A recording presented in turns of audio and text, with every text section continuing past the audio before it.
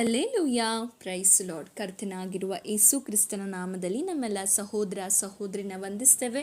ನೀವಿನ್ನು ನಮ್ಮ ಚಾನಲನ್ನು ಮೊದಲನೇ ಬಾರಿಗೆ ವೀಕ್ಷಿಸುತ್ತಿರುವುದಾದರೆ ದಯವಿಟ್ಟು ಸಬ್ಸ್ಕ್ರೈಬ್ ಮಾಡ್ಕೊಳ್ಳಿ, ಲೈಕ್ ಮಾಡಿ, ಶೇರ್ ಮಾಡಿ, ಹಾಗೂ ನಿಮ್ಮ ಪ್ರಾರ್ಥನಾ ಮನವಿಗಳನ್ನು ನಮಗೆ ಕಾಮೆಂಟ್ ಮೂಲಕವಾಗಿ ತಿಳಿಸಬಹುದಾಗಿದೆ. ನಿಮಗೆ ಕೌನ್ಸಿಲಿಂಗ್ ಬೇಕಾದಲ್ಲಿ ಕೆಳಗೆ ಕೊಟ್ಟಿರುವಂಥ ವಾಟ್ಸಪ್ ನಂಬರ್ನ ಸಂಪರ್ಕಿಸಿರಿ. ಹಾಗೂ ಪ್ರತಿನಿತ್ಯವೂ ನಡೆಯುವಂಥ ನಮ್ಮ ಪ್ರಾರ್ಥನೆಗಳಿಗೆ ಜಾಯ್ನ್ ಆಗಬೇಕಾದಲ್ಲಿ ಕೆಳಗೆ ಕೊಟ್ಟಿರುವಂಥ ಗುಂಪುಗಳನ್ನು ಸಂಪರ್ಕಿಸಬಹುದು. ಮೇಯಿಂದ ನಡೆಯುವಂಥ ಬೈಬಲ್ ಸ್ಟಡಿಗೆ ಜಾಯ್ನ್ ಆಗಲು ಕೂಡ ಆಸಕ್ತಿ ಇರುವುದಾದರೆ ವಾಟ್ಸಪ್ ಮೂಲಕವಾಗಿ ನಮ್ಮನ್ನು ಸಂಪರ್ಕಿಸಿರಿ. ವಿಶೇಷವಾಗಿ ಮೇ 27ನೇ ತಾರೀಕಿನಂದು ರಾಮನಗರ ಪಟ್ಟಣದಲ್ಲಿ ಒಂದು ವಿಶೇಷವಾದ ಪ್ರಾರ್ಥನಾ ಕೂಟವಿರುತ್ತದೆ. ಈ ಪ್ರಾರ್ಥನೆಗೆ ಭಾಗವಹಿಸಲು ಆಸಕ್ತಿ ಇರುವುದಾದರೆ ನೀವು ನಮಗೆ ತಿಳಿಯಪಡಿಸಬಹುದು. ಆ ದಿನದಲ್ಲಿ ಸರ್ಕಾರಿ ರಜೆ ಇದೆ, ಸೊ ಗೌರ್ಮೆಂಟ್ ಹಾಲಿಡೇ ಇದೆ. ಆ ದಿನದಲ್ಲಿ ನೀವು ಆಸಕ್ತಿ ಉಳ್ಳವರಾಗಿರೋದಾದರೆ ನೀವು ಭಾಗವಹಿಸಿ ಕರ್ತನ ಆಶೀರ್ವಾದವನ್ನು ಹೊಂದಿಕೊಳ್ಳಬಹುದು. ರಾಮನಗರ ಟೌನ್ನಲ್ಲಿಯೇ ಆ ಪ್ರಾರ್ಥನಾ ಕೂಟವು ಇರುವಂಥದ್ದಾಗಿದೆ. ದೇವರು ನಿಮ್ಮನ್ನು ಆಶೀರ್ವದಿಸಲಿ. ಇಂದಿನ ನಮ್ಮ ಸಂದೇಶ ಭಾಗ ಯಾವುದಾಗಿದೆ ಅಂದರೆ, ಯಾಕೆ ನಾನು ಪದೇ ಪದೇ ಪಾಪವನ್ನು ಮಾಡ್ತಾ ಇದ್ದೇನೆ, ಯಾಕೆ ಮಾಡಿದ ತಪ್ಪನ್ನೇ ತಿರುಗಿ ಮಾಡ್ತಾ ಇದ್ದೇನೆ, ಇದಕ್ಕೆ ಕಾರಣ ಏನು ಎಂಬುದಾಗಿರುವ ಪ್ರಶ್ನೆ ನಿಮ್ಮಲ್ಲಿ ಇರುವುದಾದರೆ ಈ ವಿಡಿಯೋ ನಿಮಗಾಗಿ ಸಹೋದರ ಸಹೋದರಿಯರೇ. ದೇವರ ವಾಕ್ಯದ ಮೂಲಕವಾಗಿ ಇದಕ್ಕೆ ನಾವು ಉತ್ತರವನ್ನು ಕಂಡುಕೊಳ್ಳೋಣ. ಅನೇಕ ಕ್ರೈಸ್ತಿಯ ಜೀವಿತದಲ್ಲಿ ನಿಮಗೆ ಈ ಪ್ರಶ್ನೆ ಇರಬಹುದು, ನಾನು ಪ್ರಾರ್ಥನೆ ಮಾಡ್ತಾ ಇದ್ದೇನೆ, ವಾಕ್ಯ ಓದ್ತಾ ಇದ್ದೇನೆ, ಸಭೆಗೆ ಹೋಗ್ತಾ ಇದ್ದೇನೆ, ಆದರೂ ಕೂಡ ಯಾಕೆ ನಾನು ಮಾಡಿದ ತಪ್ಪನ್ನೇ ಪದೇ ಪದೇ ಮಾಡ್ತಾ ಇದ್ದೇನೆ, ಯಾಕೆ ನಾನು ಪಾಪದಲ್ಲಿ ಬಿದ್ದು ಹೋಗ್ತಾ ಇದ್ದೇನೆ ಎಂಬುದಾಗಿರುವಂತಹ ಪ್ರಶ್ನೆ ನಿಮ್ಮಲ್ಲಿರ್ಬೋದು. ಈ ಸಂದೇಶವನ್ನು ಪ್ರಾರಂಭಿಸೋದಕ್ಕಿಂತ ಮುಂಚೆ ಒಂದು ಚಿಕ್ಕ ಪ್ರಾರ್ಥನೆ ಮಾಡಿಕೊಳ್ಳೋಣ.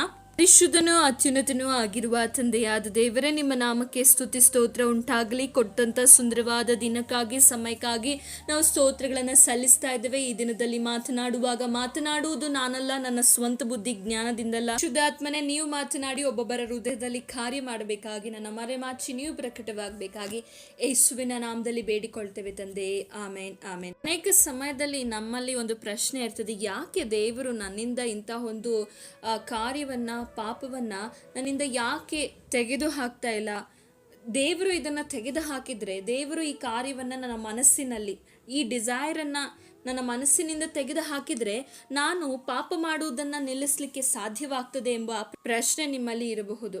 ಅನೇಕರು ಅನೇಕ ವಿಧವಾದಂತಹ ಪಾಪದಲ್ಲಿ, ಶಾರೀರಿಕವಾದ ಇಚ್ಛೆ ಆಗಿರಬಹುದು, ಕೆಟ್ಟ ಕಾರ್ಯಗಳಾಗಿರಬಹುದು, ಹಾಗೆ ಲೋಕದ ಇಚ್ಛೆಗಳಾಗಿರ್ಬೋದು, ಲೋಕದ ಪ್ರೀತಿಗಳಾಗಿರಬಹುದು, ಲೋಕದ ಮೇಲಿರುವ ವ್ಯಾಮೋಹಗಳಾಗಿರ್ಬೋದು, ಇವುಗಳನ್ನೆಲ್ಲ ನಾನು ನಿಲ್ಲಿಸಿ ಬಿಡ್ತೇನೆ ಯಾವಾಗ ದೇವರು ನನ್ನಲ್ಲಿರುವಂಥ ಈ ಇಚ್ಛೆಯನ್ನು ನನ್ನಿಂದ ದೂರ ಮಾಡುವುದಾದರೆ ನಾನು ಖಂಡಿತವಾಗಿಯೂ ಅದರಿಂದ ಬಿಡುಗಡೆ ಆಗಬಹುದು. ಯಾಕೆ ದೇವರು ಇದನ್ನು ತೆಗಿತಾ ಇಲ್ಲ ಎಂಬ ಪ್ರಶ್ನೆ ಅನೇಕರಿಗಿರ್ತದೆ. ಇನ್ನೂ ಕೆಲವರಿಗೆ ಏನು ಪ್ರಶ್ನೆ ಇರ್ತದೆ ಅಂದರೆ, ನಾನು ಯಾಕೆ ಪದೇ ಪದೇ ಪಾಪ ಮಾಡ್ತಾ ಇದ್ದೇನೆ? Why do I keep sinning? The answer is very simple, because you are choosing to disobey God. ಯಾಕೆಂದ್ರೆ ನೀವು ದೇವರಿಗೆ ಅವಿಧೇಯತ್ವವನ್ನ ತೋರಿಸ್ತಾ ಇದ್ದೀರಾ. ನೀವು ದೇವರಿಗೆ ಅವಿಧೇಯತ್ವವನ್ನ ತೋರಿಸುವುದರಿಂದಲೇ ನಿಮ್ಮ ಜೀವಿತದಲ್ಲಿ ಪದೇ ಪದೇ ನೀವು ಪಾಪ ಮಾಡ್ತಾ ಇದ್ದೀರಾ. ಉದಾಹರಣೆಯಾಗಿ ನೋಡುವುದಾದ್ರೆ, ಎದೇನ್ ತೋಟದಲ್ಲಿ ದೇವರು ಆದಾಮನನ್ನ ಅವಳನ್ನ ಸೃಷ್ಟಿಸಿ ಎದೇನ್ ತೋಟದಲ್ಲಿ ಇಟ್ಟು ದೇವರು ಅವರಿಗೆ ಒಂದು ಆಜ್ಞೆನ ಕೊಟ್ಟಿದ್ರು. ಆ ಆಜ್ಞೆಗೆ ಯಾವಾಗ ಅವರು ಅವಿಧೇಯತ್ವವನ್ನ ತೋರಿಸಿದ್ರು, ಅವರಲ್ಲಿ ಪಾಪ ಎನ್ನುವಂಥದ್ದು ಪ್ರವೇಶವಾಯಿತು. ಪಾಪವು ಪ್ರವೇಶವಾಗಿ ದೇವರ ಪ್ರಸನ್ನತೆಯಿಂದ ಅವರನ್ನ ದೂರ ಮಾಡಿತು. ಯೇಸುಸ್ವಾಮಿ ಹೇಳ್ತಾರೆ, ನೀವು ನನ್ನನ್ನು ಪ್ರೀತಿಸುವುದಾದರೆ ನನ್ನ ಆಜ್ಞೆಗಳನ್ನು ನೀವು ಕೈಗೊಂಡು ನಡೀತೀರ. ನೀವು ನನ್ನನ್ನು ಪ್ರೀತಿಸದೇ ಇದ್ದರೆ ನನ್ನ ಆಜ್ಞೆಗಳನ್ನು ನೀವು ಕೈಗೊಂಡು ನಡೆಯುವುದಿಲ್ಲ.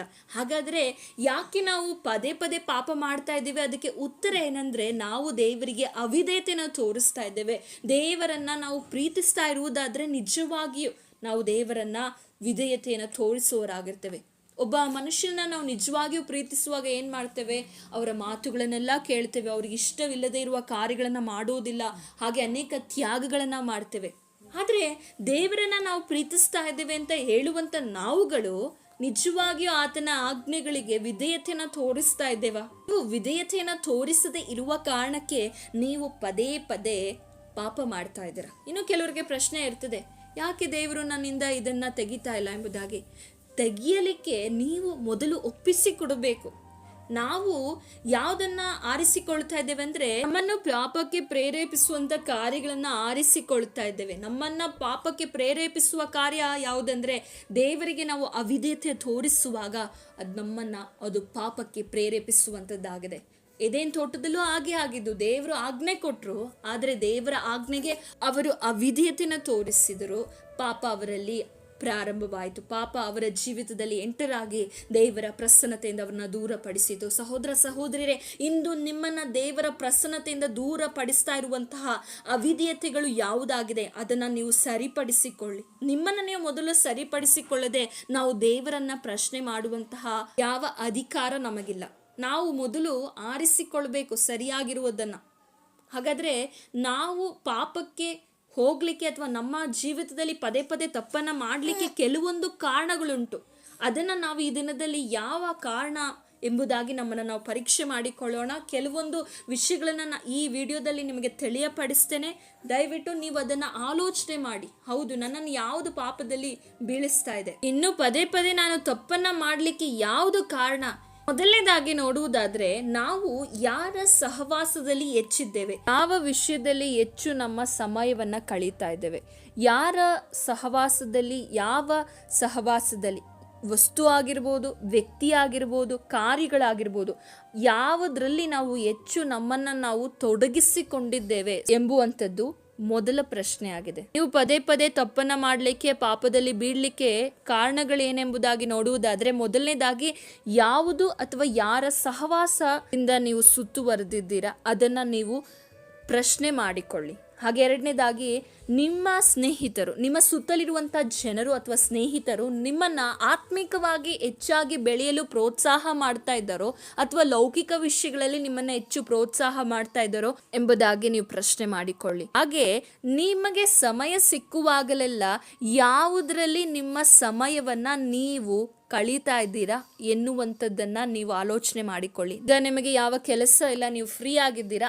ಆ ಸಮಯದಲ್ಲಿ ನೀವು ಯಾವುದ್ರೊಟ್ಟಿಗೆ ಹೆಚ್ಚು ಸಮಯವನ್ನ ಸ್ಪೆಂಡ್ ಮಾಡ್ತಾ ಇದ್ದೀರಾ, ಯಾವುದ್ರೊಟ್ಟಿಗೆ, ಫೋನ್ ಒಟ್ಟಿಗೋ ಅಥವಾ ಬೇಡವಾದ ಕಾರ್ಯದೊಟ್ಟಿಗೋ. ಕೆಲವರಿಗೆ ಫ್ರೀಯಾಗಿ ಟೈಮ್ ಸಿಗುವಾಗಲೆಲ್ಲ ಬರೀ ಫೋನನ್ನು, ರೀಲ್ಸನ್ನು, ವಾಟ್ಸಪ್ಪನ್ನು, ಫೇಸ್ಬುಕ್ಕನ್ನು ಸ್ಕ್ರೋಲ್ ಮಾಡ್ತಾ ಇರ್ತಾರೆ. ಇದರಿಂದ ಅನೇಕ ಸಮಯದಲ್ಲಿ ಪಾಪಕ್ಕೆ ಪ್ರೇರೇಪಿಸಲ್ಪಡುವಂಥ ಕಾರ್ಯಗಳು ಅವರ ಜೀವಿತದಲ್ಲಿ ಉಂಟಾಗುವಂಥದ್ದಾಗಿದೆ. ನಮ್ಮ ಸ್ನೇಹಿತರು ನಮ್ಮನ್ನು ದೇವರಲ್ಲಿ ಆತ್ಮಿಕವಾಗಿ ಬೆಳೆಯಲು ನಮಗೆ ಸಹಕರಿಸದೇ ಇರುವ ಸ್ನೇಹದಲ್ಲಿ ನಾವು ಸುತ್ತುವರೆದಿರುವಾಗ ನಾವು ಖಂಡಿತವಾಗಿಯೂ ಪದೇ ಪದೇ ಪಾಪದಲ್ಲಿ ಬೀಳ್ತೇವೆ. ಹಾಗೆ ನಾವು ಯಾವುದರೊಟ್ಟಿಗೆ, ನಮ್ಮ ಸುತ್ತಲಿರುವಂಥ ವಸ್ತು ಆಗಿರಬಹುದು, ಜನಗಳಾಗಿರಬಹುದು, ಅವರು ನಮ್ಮನ್ನು ಪಾಪದಲ್ಲಿ ಬೀಳಿಸ್ತಾ ಇದ್ದಾರೆ ಎಂಬುದಾದರೆ ಅದರಿಂದ ನಾವು ದೂರ ಹೋಗಬೇಕು. ನಿಮ್ಮ ಹೃದಯದಲ್ಲಿ ಆಗಲಿ, ನಿಮ್ಮ ಮೈಂಡಲ್ಲಿ ಆಗಲಿ, ಯಾವಾಗಾದರೂ ನೀವು ಸಮಯ ಸಿಕ್ಕಾಗ ಆಲೋಚನೆ ಮಾಡುವಾಗ ಯಾವುದರ ಕುರಿತಾಗಿ ಹೆಚ್ಚಾಗಿ ಆಲೋಚನೆ ಮಾಡ್ತಾ ಇದ್ದೀರಾ ಎಂಬುದು ಕೂಡ ತುಂಬಾ ಪ್ರಾಮುಖ್ಯವಾಗ್ತದೆ. ಈ ಪಾಪ ಎನ್ನುವಂಥದ್ದು ಎಂಟರ್ ಆಗುವಂಥದ್ದೇ ಈ ಆಲೋಚನೆಗಳ ಮೂಲಕ. ಮೊದಲು ನಮಗೆ ಪಾಪ ಬರುವುದೇ ಆಲೋಚನೆಗಳ ಮೂಲಕವಾಗಿ. ಅದಕ್ಕೆ ಸ್ವಾಮಿ ವಾಕ್ಯದಲ್ಲಿ ಹೇಳುವಂಥದ್ದು, ಹಳೆ ಒಡಂಬಡಿಕೆಯಲ್ಲಿ ನೋಡುವುದಾದರೆ ವ್ಯಭಿಚಾರ ಮಾಡಿದ್ರೇನೆ ಅದು ಪಾಪ ಎಂಬುದಾಗಿ ಹಳೆ ಒಡಂಬಡಿಕೆಯಲ್ಲಿ ಕಾಣಲ್ಪಡ್ತಾ ಇತ್ತು. ಆದರೆ ಹೊಸ ಒಡಂಬಡಿಕೆಯಲ್ಲಿ ಬರುವಾಗ ಒಂದು ಸ್ತ್ರೀಯ ಕುರಿತಾಗಿ ಅಥವಾ ಒಂದು ಪುರುಷನ ಕುರಿತಾಗಿ ತಪ್ಪಾಗಿ ಆಲೋಚನೆ ಮಾಡಿದ್ರೂ ಕೂಡ, ತಪ್ಪಾಗಿ ಅವರ ಬಗ್ಗೆ ಕೆಟ್ಟದಾಗಿ ಊಹಿಸಿಕೊಂಡ್ರೂ ಕೂಡ, ಮನಸ್ಸಿನಲ್ಲಿ ಊಹಿಸಿಕೊಂಡ್ರು, ಅವ್ರನ್ನ ಮೋಹಿಸಿದ್ರೂ ಕೂಡ ಏನಾಗಿದೆ, ಇದು ಪಾಪವಾಗಿದೆ. ಇದರಲ್ಲಿ ಎರಡು ವಿಷಯಗಳಿದೆ, ಚೆನ್ನಾಗಿ ಅರ್ಥ ಮಾಡ್ಕೊಳ್ಳಿ. ಕೆಲವೊಮ್ಮೆ ಸೈತಾನನು ನಮಗೆ ಆಲೋಚನೆಗಳನ್ನ, ಕೆಟ್ಟದಾಗಿರುವಂತ, ನಮ್ಮನ್ನ ಪಾಪಕ್ಕೆ ಪ್ರೇರೇಪಿಸುವಂತ ಆಲೋಚನೆಗಳನ್ನು ತರ್ತಾನೆ. ಆದ್ರೆ ಅದನ್ನ ಜಯಿಸಿ ಮುಂದೆ ಹೋದ್ರೆ ನೀವು ಪಾಪದಲ್ಲಿ ಬೀಳಲಿಕ್ಕೆ ಸಾಧ್ಯ ಇಲ್ಲ. ಆದ್ರೆ ಅದನ್ನ ಜಯಿಸದೆ ಆ ಆಲೋಚನೆಗೆ ನೀವು ಸ್ಥಳ ಕೊಡುವಾಗ, ಆಲೋಚನೆಗೆ ನೀವು ಜಾಗ ಕೊಡುವಾಗ, ಆ ಪಾಪದಲ್ಲಿ ಬಿದ್ದು ನಿಮ್ಮ ಜೀವಿತದಲ್ಲಿ ದೇವರಿಗೆ ನೀವು ಅವಿಧೇಯತ್ವವನ್ನು ತೋರಿಸುವವರಾಗಿರ್ತೀರ. ಆದ ಕಾರಣ ನಿಮ್ಮ ಹೃದಯದಲ್ಲಿ, ನಿಮ್ಮ ಆಲೋಚನೆಗಳಲ್ಲಿ ನೀವು ಸಮಯ ಸಿಕ್ಕಾಗ ದೇವರ ಕುರಿತಾಗಿ ಧ್ಯಾನ ಮಾಡಿ. ಯಾಕೆಂದರೆ ದೇವರ ಕುರಿತಾಗಿ ನೀವು ಹೆಚ್ಚು ಧ್ಯಾನ ಮಾಡುವಾಗ ನಿಮ್ಮ ಜೀವಿತದಲ್ಲಿ ದೇವರ ವಾಕ್ಯಕ್ಕೆ ಹೆಚ್ಚು ನೀವು ಪ್ರಾಧಾನ್ಯತೆಯನ್ನು ಕೊಡುವವರಾಗಿರ್ತೀರ. ಅದಕ್ಕೆ ಕೆಲವೊಮ್ಮೆ ನಾವು ತಪ್ಪನ್ನು ಮಾಡಿ ನಂತರ ಪಶ್ಚಾತ್ತಾಪ ಪಡ್ತೇವೆ. ಅಯ್ಯೋ, ನಾನು ಹೀಗೆ ಮಾಡಬಾರ್ದಿತ್ತು, ನಾನು ಈ ಕಾರ್ಯವನ್ನು ಮಾಡಬಾರ್ದಿತ್ತು, ಈ ಕಾರ್ಯ ಮಾಡೋದ್ರಿಂದ ನನ್ನ ಜೀವಿತದಲ್ಲಿ ನನಗೆ ಹೀಗೆ ಆಗ್ತಾ ಇದೆ ಎಂಬುದಾಗಿ ಕೆಲವೊಮ್ಮೆ ನಾವು ನೆನೆಸಿಕೊಳ್ತೇವೆ. ಅದಕ್ಕೆ ವಾಕ್ಯ ಹೇಳ್ತದೆ, ಯೋಹಾನನು ಬರೆದ ಪತ್ರಿಕೆ 1 ಯೋಹಾನನು ಬರೆದ ಪತ್ರಿಕೆ 2ನೇ ಅಧ್ಯಾಯ 15-16ನೇ ವಚನ ಸ್ಪಷ್ಟವಾಗಿ ನಮಗೆ ತಿಳಿಸುವಂಥದ್ದಾಗಿದೆ. ಲೋಕವನ್ನಾಗಲಿ ಲೋಕದಲ್ಲಿರುವವುಗಳನ್ನಾಗಲಿ ಪ್ರೀತಿಸಬೇಡಿರಿ. ಯಾವನಾದರೂ ಲೋಕವನ್ನ ಪ್ರೀತಿಸಿದರೆ ತಂದೆಯ ಮೇಲನ ಪ್ರೀತಿಯು ಅವನಲ್ಲಿಲ್ಲ. ಲೋಕದಲ್ಲಿರುವ ಶರೀರದಾಶೆ, ಕಣ್ಣಿನಾಶೆ, ಬದುಕು ಬಾಳಿನ ಡಂಬ ಈ ಮೊದಲಾದವುಗಳೆಲ್ಲವೂ ತಂದೆಯಿಂದ ಹುಟ್ಟದೆ ಲೋಕದಿಂದ ಹುಟ್ಟಿದವುಗಳಾಗಿವೆ. ಲೋಕವು ಅದರ ಆಶೆಯು ಗತಿಸಿ ಹೋಗುತ್ತದೆ, ಆದರೆ ದೇವರ ಚಿತ್ತವನ್ನು ನೆರವೇರಿಸುವವನು ಎಂದೆಂದಿಗೂ ಇರುವನು. ಇಲ್ಲಿ ನಾವು ಪದೇ ಪದೇ ಪಾಪಕ್ಕೆ, ತಪ್ಪನ್ನ ಮಾಡಲು ಪ್ರೇರೇಪಿಸುವಂತ ಒಂದು ಕಾರಣಗಳ ಕುರಿತಾಗಿ ನೋಡ್ತಾ ಇದ್ದೇವೆ. ಅದಕ್ಕೆ ಕಾರಣ ಏನಂದ್ರೆ, ನಾವು ಲೋಕವನ್ನ ಪ್ರೀತಿಸ್ತಾ ಇದ್ದೇವೆ, ಲೋಕದಲ್ಲಿ ಇರುವವುಗಳನ್ನ ಪ್ರೀತಿಸ್ತಾ ಇದ್ದೇವೆ. ಲೋಕವುಗಳನ್ನ ನಾವು ಪ್ರೀತಿಸುವಾಗ ದೇವರ ಮೇಲಿನ ಪ್ರೀತಿ ನಮ್ಮಲ್ಲಿ ಇರೋದಿಲ್ಲ. ಅದೇ ಮೊದಲೇ ನಾವು ಧ್ಯಾನಿಸಿದ ಪ್ರಕಾರ ದೇವರು ತಿಳಿಯಪಡಿಸುವುದೇನೆಂದ್ರೆ, ಯಾರು ನನ್ನನ್ನು ಪ್ರೀತಿಸ್ತಾನೋ ಅವನು ನನ್ನ ಆಜ್ಞೆಗಳನ್ನ ಕೈಗೊಂಡು ನಡೀತಾನೆ. ಯಾರು ನನ್ನನ್ನು ಪ್ರೀತಿಸುವುದಿಲ್ವೋ ನನ್ನ ಆಜ್ಞೆಗಳನ್ನು ಕೈಗೊಂಡು ನಡೆಯೋದಿಲ್ಲ. ಹಾಗಾದರೆ ದೇವರನ್ನು ಪ್ರೀತಿಸುವಂಥ ನಾವು ಹೆಚ್ಚು ದೇವರಿಗೆ ಇಷ್ಟವಿಲ್ಲದಂತಹ ವ್ಯಕ್ತಿಗಳಾಗಿರ್ಬೋದು, ವಸ್ತುಗಳಾಗಿರ್ಬೋದು, ಕಾರ್ಯವಾಗಿರಬಹುದು, ಹಾಗೆ ಸ್ನೇಹಿತರಾಗಿರಬಹುದು, ಆಲೋಚನೆಗಳಾಗಿರಬಹುದು, ಇವುಗಳನ್ನು ನಾವು ದೂರ ಸರಿಸಬೇಕು. ಇವುಗಳನ್ನು ವಿಸರ್ಜಿಸಿ ಬಿಡಬೇಕು. ಚರ್ಚಿಗೂ ಹೋಗ್ತಾ, ಪ್ರಾರ್ಥನೆ ಮಾಡ್ತಾ, ವಾಕ್ಯ ಓದ್ತಾ ಕೆಟ್ಟ ಸಹವಾಸದೊಟ್ಟಿಗೆ ಇದ್ದರೆ ಹೇಗೆ ನಾವು ಪಾಪದಿಂದ ಬಿಡುಗಡೆಯನ್ನು ಹೊಂದಲಿಕ್ಕೆ ಸಾಧ್ಯವಾಗ್ತದೆ? ಹೇಗೆ ನಮಗೆ ಪಾಪದ ಆಲೋಚನೆಗಳನ್ನ ನಾವು ಜಯಿಸಲಿಕ್ಕೆ ಸಾಧ್ಯ ಆಗ್ತದೆ? ನನ್ನ ಪಾಪದಲ್ಲಿ ಪ್ರೇರೇಪಿಸುವಂಥ ಕಾರ್ಯಗಳನ್ನು ನಮ್ಮ ಒಟ್ಟಿಗೆ ಇಟ್ಟುಕೊಂಡು ಹೇಗೆ ನಾವು ಪಾಪದಿಂದ ಬಿಡುಗಡೆ ಹೊಂದಲಿಕ್ಕೆ ಸಾಧ್ಯವಾಗ್ತದೆ? ಯೋಸೇಫನ ಕುರಿತಾಗಿ ನಾವು ನೋಡ್ತೇವೆ.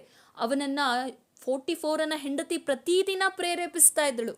ಆದರೆ ಅವನು ಒಂದು ದಿವಸ ಅದರಿಂದ ಓಡಿ ಹೋಗಿ ಅದರಲ್ಲಿ ಜಯವನ್ನು ಕಂಡುಕೊಂಡನು. ಅವನ ಅಲ್ಲೇ ಇದ್ದು ಜಯಿಸಲಿಕ್ಕೆ ಸಾಧ್ಯ ಆಗ್ತಾ ಇರಲಿಲ್ಲ. ಪಾಪವನ್ನ ಜೊತೆಯಲ್ಲೇ ಇಟ್ಟುಕೊಂಡು, ಪಾಪವನ್ನ ಪ್ರೇರೇಪಿಸುವಂತ ಕಾರ್ಯಗಳನ್ನ ಜೊತೆಯಲ್ಲಿ ಇಟ್ಟುಕೊಂಡು ನೀವು ಜಯ ಹೊಂದಲಿಕ್ಕೆ ಸಾಧ್ಯ ಇಲ್ಲ. ಅದರಿಂದ ನೀವು ಬಿಡುಗಡೆ ಹೊಂದಬೇಕು, ಅದನ್ನ ನಿಮ್ಮ ಜೀವಿತದಿಂದ ತೆಗೆದು ಹಾಕಬೇಕು. ಅದೇ ದೇವರ ವಾಕ್ಯ ಹೇಳ್ತಾ ಇದೆ, ಲೋಕದಲ್ಲಿರುವ ಶರೀರದ ಆಶೆ, ಕಣ್ಣಿನ ಆಶೆ, ಬದುಕು ಬಾಳಿನ ಡಂಬ ಈ ಮೊದಲಾದವುಗಳೆಲ್ಲವನ್ನ ನಾವು ತ್ಯಜಿಸಬೇಕು. ಯಾಕೆ ತ್ಯಜಿಸಬೇಕಂದ್ರೆ ಇದು ತಂದೆಯಿಂದ ಹುಟ್ಟದೆ ಲೋಕದಿಂದ ಹುಟ್ಟಿದಂಥದ್ದಾಗಿದೆ. ಲೋಕದಿಂದ ಹುಟ್ಟಿದಂಥವುಗಳು ಲೋಕ ಮತ್ತು ಅದರ ಆಶೆ ಗತಿಸಿ ಹೋಗ್ತದೆ. ಇಂದು ನಿಮ್ಮನ್ನ ಲೋಕದ ಪಾಪಗಳಾಗಿರ್ಬೋದು, ಲೋಕದ ಸ್ನೇಹಿತರಾಗಿರ್ಬೋದು, ಸಹವಾಸಗಳಾಗಿರ್ಬೋದು, ವ್ಯಕ್ತಿಗಳಾಗಿರಬಹುದು, ಅಥವಾ ಯಾವುದೋ ಒಂದು ಕಾರ್ಯ ನಿಮ್ಮನ್ನ ಪದೇ ಪದೇ ಪಾಪದಲ್ಲಿ ಬೀಳಿಸ್ತಾ ಇರ್ಬೋದು. ಕೆಲವರು ಹಣಕ್ಕಾಗಿ, ಆಸ್ತಿಗಾಗಿ, ಅಂತಸ್ತಿಗಾಗಿ ಅನೇಕ ವಿಧವಾದ ಪಾಪಗಳನ್ನ ಪದೇ ಪದೇ ಮಾಡುವವರಾಗಿರ್ತಾರೆ. ಹಣವನ್ನ ಸಂಪಾದಿಸಲು ಸುಳ್ಳು ಹೇಳುವಂಥದ್ದು, ಬೇರೊಬ್ಬರು ಹೆಚ್ಚಾಗಿ ದುಡಿಯುವಾಗ ಹೊಟ್ಟೆ ಕಿಚ್ಚು ಪಡುವಂಥದ್ದು, ಬೇರೊಬ್ಬರು ಹೆಚ್ಚಾಗಿ ಮೇಲೇಳುವಾಗ ಹಣಕ್ಕೋಸ್ಕರವಾಗಿ, ಆಸ್ತಿಗೋಸ್ಕರವಾಗಿ ಬೇರೊಬ್ಬರ ಮೇಲೆ ಕೋಪಗೊಳ್ಳುವಂಥದ್ದು, ದ್ವೇಷಿಸುವಂಥದ್ದು, ಕ್ಷಮಿಸದೇ ಇರುವಂಥ ಗುಣಗಳು, ಈ ಎಲ್ಲ ಕಾರ್ಯಗಳು ಉಂಟಾಗುವಂಥದ್ದಾಗಿದೆ. ಆದ ಕಾರಣ ಇವುಗಳನ್ನು ನಾವು ವಿಸರ್ಜಿಸಬೇಕು. ಯಾವುದು ನಮ್ಮನ್ನು ಪಾಪದಲ್ಲಿ ಪ್ರೇರೇಪಿಸ್ತಾ ಇದೆ, ಅದು ಹಣವಾಗಿರ್ಬೋದು, ಆಸ್ತಿ ಆಗಿರ್ಬೋದು, ಮನುಷ್ಯ ಆಗಿರ್ಬೋದು, ಮನುಷ್ಯನ ಸ್ನೇಹವಾಗಿರ್ಬೋದು, ಅಥವಾ ಮೊಬೈಲ್ಗಳಾಗಿರ್ಬೋದು. ನಿಮ್ಮನ್ನು ಪ್ರಶ್ನೆ ಮಾಡ್ಕೊಳ್ಳಿ, ಯಾವುದು ಕಾರಣ ಇಲ್ಲದೆ ನೀವು ಪದೇ ಪದೇ ಪಾಪಕ್ಕೆ ಬೀಳಲಿಕ್ಕೆ ಸಾಧ್ಯ ಇಲ್ಲ. ಮತ್ತೆ ನಾವು ಎರಡನೇದಾಗಿ ನೋಡುವುದಾದರೆ, ನಮ್ಮ ಹೃದಯದಲ್ಲಿ ಯಾವ ವಿಷಯ ಅಡಕವಾಗಿದೆ ಎಂಬುದನ್ನು ನಾವು ಪರೀಕ್ಷೆ ಮಾಡಿಕೊಳ್ಬೇಕು. ನಮ್ಮ ಹೃದಯದಲ್ಲಿ ಈ ಲೋಕದ ವಿಷಯಗಳು ಅಡಗಿರುವುದಾದರೆ ಹೃದಯದ ಮೂಲಕ ಅನೇಕ ಪಾಪದ ಕಾರ್ಯಗಳು ನಮ್ಮ ಜೀವಿತದಲ್ಲಿ ಉಂಟಾಗುವಂಥದ್ದಾಗಿದೆ. ಮೊದಲನೇದಾಗಿ ನೀವು ಪ್ರಶ್ನೆ ಮಾಡಿಕೊಳ್ಳಬೇಕು, ನಿಮ್ಮ ಹೃದಯದಲ್ಲಿ ನೀವು ನೋಡಿದಂಥ ವಿಷಯಗಳನ್ನು, ಹಾಗೆ ನಿಮ್ಮ ಬಳಿಯಲ್ಲಿ ಇಲ್ಲದೇ ಇರುವಂಥ ವಿಷಯವನ್ನ ನೀವು ಆಶಿಸ್ತಾ ಇದ್ದೀರಾ, ಅಥವಾ ಅದರನ್ನು ಪಡೆದುಕೊಳ್ಳಬೇಕೆಂಬುದಾಗಿ ನಿಮ್ಮ ಹೃದಯ ಓಡ್ತಾ ಇದೆಯಾ ಎಂಬುದಾಗಿ ಪ್ರಶ್ನೆ ಮಾಡಿಕೊಳ್ಳಿ. ಹಾಗೆ ನಿಮ್ಮಲ್ಲಿ ಫೈನಾನ್ಷಿಯಲಿ ಅಂದರೆ ಲೋಕದಲ್ಲಿ ಹಣದ ಆಸೆಗಳೇನಾದರೂ ನಿಮ್ಮ ಹೃದಯದಲ್ಲಿ ಅಡಕವಾಗಿದೆಯಾ ನೋಡುವುದಾದರೆ, ಮತ್ತೆ ನಿಮ್ಮ ಹೃದಯದಲ್ಲಿ ನಾನು ಚೆನ್ನಾಗಿ ಕಾಣಬೇಕು, ನಾನು ಬೇರೊಬ್ಬರಿಗಿಂತ ಚೆನ್ನಾಗಿರಬೇಕು ಎಂಬುದಾಗಿ ನಿಮ್ಮ ಹೃದಯದಲ್ಲಿ ಅಡಕವಾಗಿದೆಯಾ? ಹಾಗೆ ಎಲ್ಲರ ಕಣ್ಣುಗಳಲ್ಲಿ ನಾನು ಒಳ್ಳೆಯವಳಾಗಿ ಕಾಣಿಸಿಕೊಳ್ಬೇಕು, ಎಲ್ಲರ ಕಣ್ಣುಗಳಲ್ಲಿ ನಾನು ಒಳ್ಳೆಯದಾಗಿ, ಹೊರಗಿನಲ್ಲೂ ಒಳ್ಳೆಯದಾಗಿ ಕಾಣಿಸ್ಕೊಳ್ಬೇಕು, ಹಾಗೆ ನನ್ನನ್ನು ಎಲ್ಲರೂ ಹೊಗಳಬೇಕು ಎಂಬುದಾಗಿ ನಿಮ್ಮ ಹೃದಯದಲ್ಲಿ ಏನಾದರೂ ಈ ವಿಷಯಗಳು ಅಡಕವಾಗಿದೆಯಾ ಪರೀಕ್ಷೆ ಮಾಡಿಕೊಳ್ಳಿ. ನಿಮ್ಮ ಹೃದಯದಲ್ಲಿ ಯಾವುದಾದರೂ ಬೇಡವಾದ ಆಲೋಚನೆಗಳು, ಇನ್ನೊಬ್ಬರ ವಸ್ತುವನ್ನ, ಇನ್ನೊಬ್ಬರ ಸ್ತ್ರೀಯನ್ನ, ಇನ್ನೊಬ್ಬರ ಪುರುಷರನ್ನ ಆಶಿಸುವಂಥ ಆಲೋಚನೆಗಳು ನಿಮ್ಮ ಹೃದಯದಲ್ಲಿ ಅಡಕವಾಗಿದೆಯಾ? ಅಥವಾ ಯವನಸ್ಥರಾಗಿದ್ದರೆ ನಿಮ್ಮ ಹೃದಯದಲ್ಲಿ ಬೇಡವಾದಂತಹ ಕಾರ್ಯಗಳು, ಬೇಡವಾದ ಶಾರೀರಿಕವಾದ ಇಚ್ಛೆಗಳಾಗಿರಬಹುದು, ಇವುಗಳೇನಾದರೂ ಇರುವುದಾದರೆ, ಮದುವೆಗೆ ಮುಂಚೆಯ ಕಾರ್ಯಗಳು ನಿಮ್ಮ ಹೃದಯದಲ್ಲಿ ಇರುವುದಾದರೆ, ಅದನ್ನು ಪ್ರೇರೇಪಿಸುವಂತಹ ಕಾರ್ಯಗಳು ಇರುವುದಾದರೆ ನಿಮ್ಮನ್ನು ನೀವು ಪರೀಕ್ಷೆ ಮಾಡಿಕೊಳ್ಳಿ. ಯಾಕೆಂದರೆ ಯೆರೆಮೀಯನ ಪ್ರವಾದನೆಯ ಗ್ರಂಥ 17ನೇ ಅಧ್ಯಾಯ 9ನೇ ವಚನದಲ್ಲಿ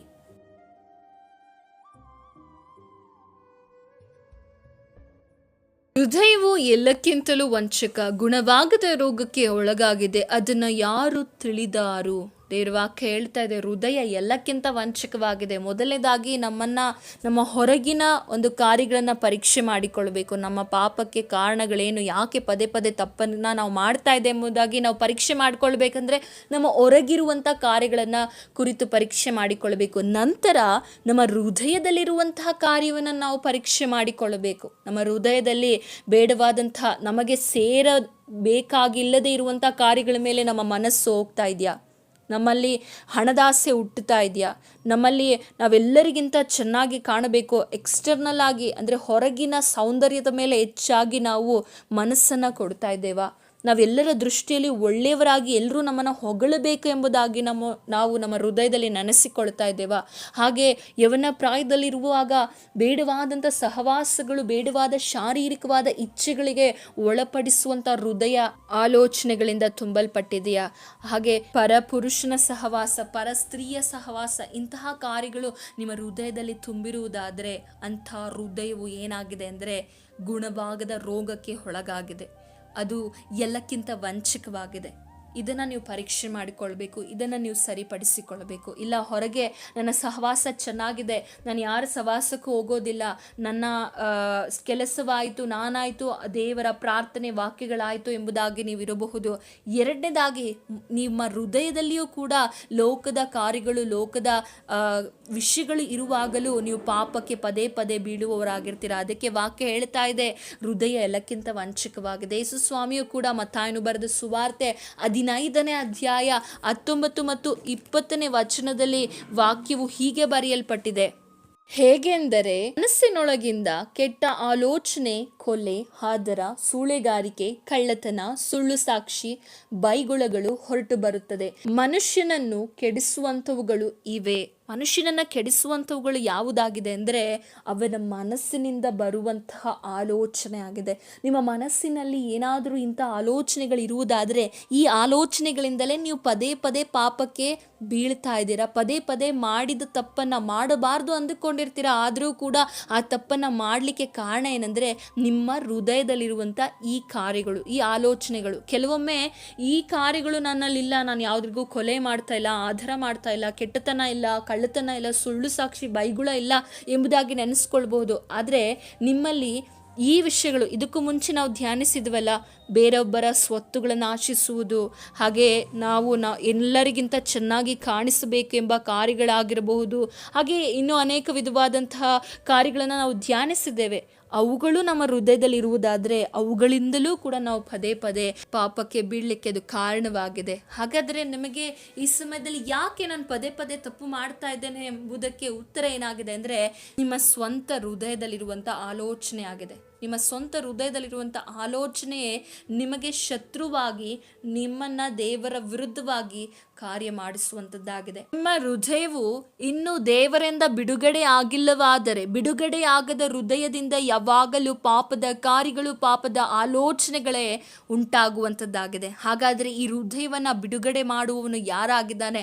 ಸಕಲವನ್ನ ತಿಳಿದಂಥ ಯೇಸು ಕ್ರಿಸ್ತನಿಂದ ಮಾತ್ರವೇ ಸಾಧ್ಯವಾಗಿದೆ. ಹಾಗಾದರೆ ಈ ಹೃದಯ ಬಿಡುಗಡೆ ಆಗಬೇಕು, ಈ ಹೃದಯದಲ್ಲಿ ಪಾಪದ ಕಾರ್ಯಗಳೆಲ್ಲ ಹೋಗಬೇಕು, ಮತ್ತು ನಮ್ಮ ಹೊರಗಿನ ಸಹವಾಸದಲ್ಲಿಯೂ ಕೂಡ, ಹೊರಗಿನ ಕಾರ್ಯದಲ್ಲೂ ನಮ್ಮನ್ನು ನಾವು ಸರಿಪಡಿಸಿಕೊಳ್ಳುವಾಗ ಹೃದಯದಲ್ಲಿ ಸರಿಪಡಿಸಿಕೊಳ್ಳಬೇಕು, ಹೊರಗಿನ ಕಾರ್ಯಗಳಲ್ಲಿ ನಾವು ಸರಿಪಡಿಸಿಕೊಳ್ಳುವಾಗ ನಮಗೆ ಬರುವ ಆಲೋಚನೆಗಳಲ್ಲಿ ನೋಡಿ, ಬೇರೊಬ್ಬರಿಗಿಂತ ನಾನು ಚೆನ್ನಾಗಿ ಕಾಣಬೇಕು, ಪ್ರೆಸೆಂಟಬಲ್ ಆಗಿರಬೇಕು ಅನ್ನೋದು ಒಳ್ಳೆಯದು. ಆದರೆ ಇನ್ನೊಬ್ಬರಿಗಿಂತ ಚೆನ್ನಾಗಿ ಕಾಣಬೇಕು ಅನ್ನುವಂಥದ್ದು ಹೃದಯದಲ್ಲಿ ಇರ್ತದಲ್ಲ, ಅದು ಪಾಪವಾಗಿ ಪ್ರೇರೇಪಿಸುವಂಥದ್ದಾಗಿದೆ. ಇನ್ನೊಬ್ಬರಿಗೆ ಅಂತ ನಾವು ಚೆನ್ನಾಗಿ ಕಾಣಬೇಕು ಎಂಬ ಆಲೋಚನೆ ನಮ್ಮನ್ನ ಬೇಡವಾದ ಪಾಪಗಳಿಗೆ ಪ್ರೇರೇಪಣೆನ ಉಂಟು ಮಾಡುವಂಥದ್ದಾಗಿದೆ. ಇನ್ನೊಬ್ಬರಿಗಿಂತ ನಾನು ಚೆನ್ನಾಗಿರಬೇಕು ಎಂಬ ಒಂದು ಹೃದಯ ನಿಮ್ಮಲ್ಲಿ ಇರುವಾಗ ಎಷ್ಟೋ ಜನರನ್ನ ಅದು ಸಾವಿಗೂ ಕೂಡ, ಹೊಟ್ಟೆ ಕಿಚ್ಚಿಗೂ, ಕೊಲೆಗೂ ಕೂಡ ಅದು ಕರೆದುಕೊಂಡು ಹೋಗುವಂಥದ್ದಾಗಿದೆ. ಆದ ಕಾರಣ ಇಂಥ ಚಿಕ್ಕ ಪುಟ್ಟ ವಿಷಯಗಳು ನಿಮ್ಮ ಹೃದಯದಲ್ಲಿರುವಾಗ ಅದನ್ನು ನೀವು ನೆಗ್ಲೆಕ್ಟ್ ಮಾಡಬೇಡಿ.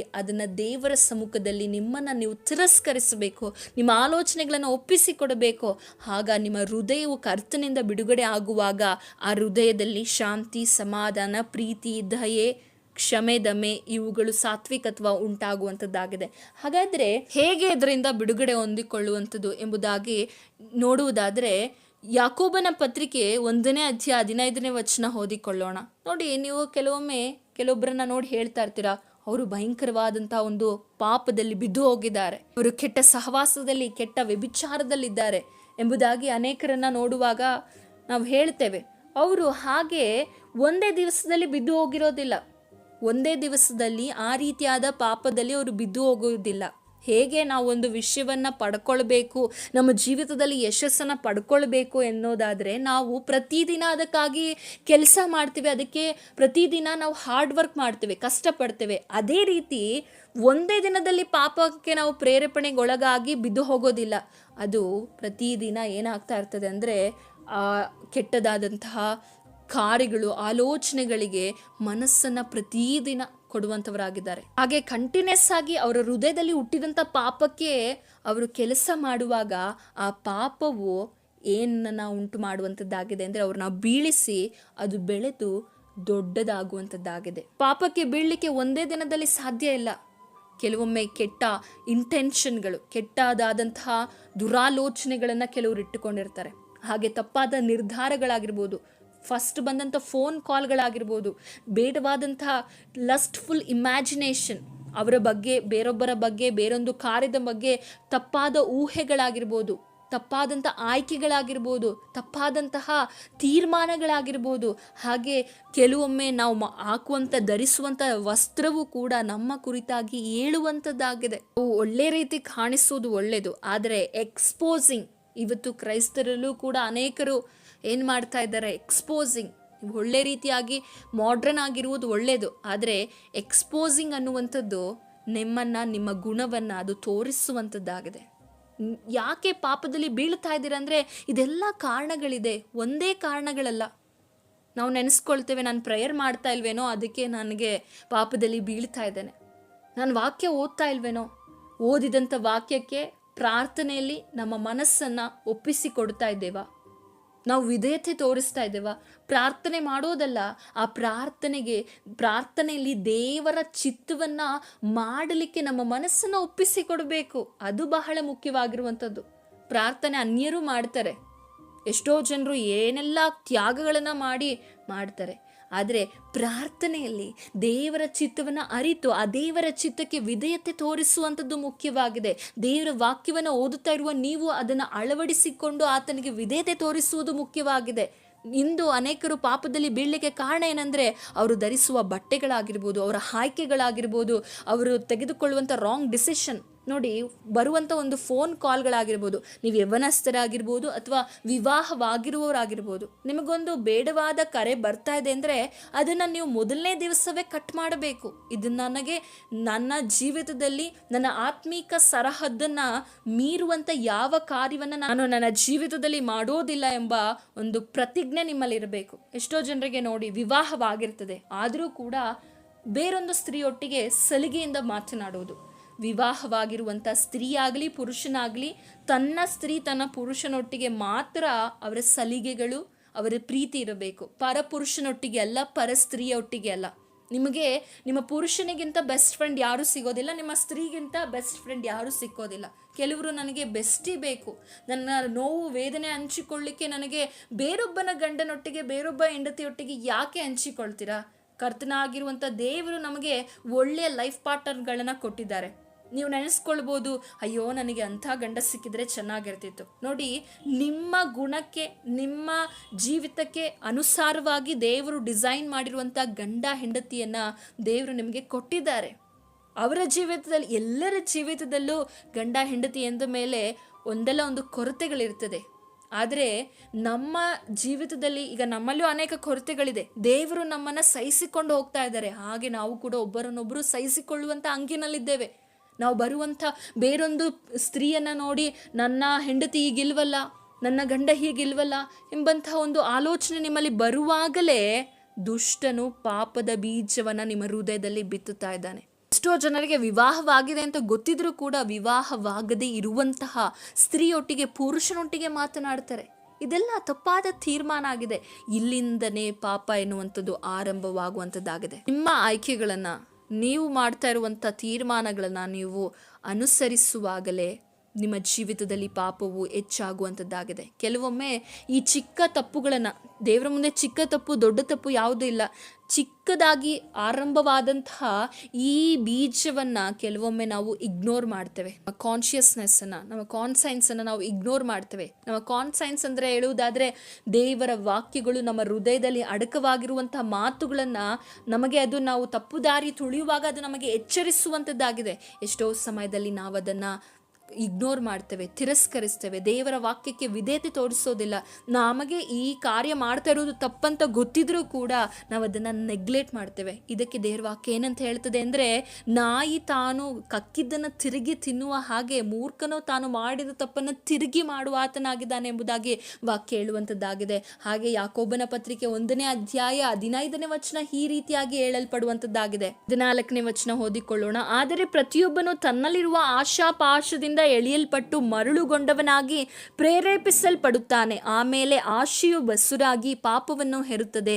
ಪಾಪವು ತುಂಬಾ ಬೆಳೆದು ಮರಣವನ್ನು ಹಡೆಯುವಂಥದ್ದಾಗಿದೆ. ಇದೆಲ್ಲ ನಮಗೆ ಮರಣ ಉಂಟು ಮಾಡುವಂಥದ್ದಾಗಿದೆ, ಈ ಪಾಪದ ಕಾರ್ಯಗಳು. ಎಷ್ಟೋ ಜನರು ತಿಳಿದು ಕೂಡ ಈ ಎಲ್ಲ ವಿಧವಾದ ಪಾಪಗಳಲ್ಲಿದ್ದಾರೆ. ಇದಕ್ಕೆ ನೀವು ಪದೇ ಪದೇ ನಿಮ್ಮ ಹೃದಯದಲ್ಲಿ, ನಿಮ್ಮ ಜೀವಿತದಲ್ಲಿ, ನಿಮ್ಮ ಆಲೋಚನೆಗಳಲ್ಲಿ ಈ ಕಾರ್ಯ ಇರೋದಕ್ಕೆ ನೀವು ಪದೇ ಪದೇ ತಪ್ಪುಗಳನ್ನು ಮಾಡ್ತಾ ಇದ್ದೀರಾ.